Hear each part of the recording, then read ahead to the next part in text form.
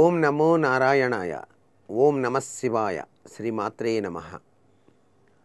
స్నానం అనేటువంటిది మానవ జీవితంలో చాలా విశిష్టవంతమైన ప్రభావాన్ని ప్రసాదింపచేస్తుంది.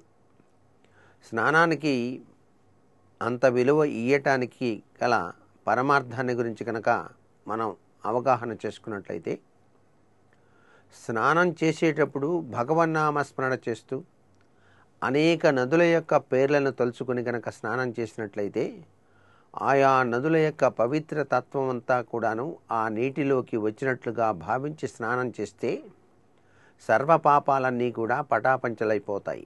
అంతేకాకుండా దేవతా విగ్రహాలకు కూడాను స్నానం చేసేటువంటి విధి విధానం ఉంది.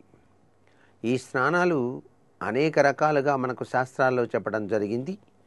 దీంట్లో ముఖ్యంగా గుర్తుపెట్టుకోవలసింది సవేల స్నానం అంటాం.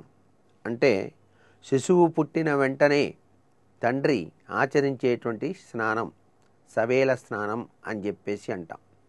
అలాగే పురిటి స్నానం అని చెప్పేసి మరొకటి ఉంది. శిశువునుకు జన్మనిచ్చిన తర్వాత బాలింతరాలు చేసేటువంటి మొదటి స్నానం పురిటి స్నానం అంటారు. మూలికల మిశ్రమం చేసినటువంటి నీటితోనే ఈ యొక్క పురిటి స్నానం చేయించటం అనేది మన భారతీయ సంస్కృతి సంప్రదాయంలో చాలా విశిష్ట స్థానాన్ని పొందింది.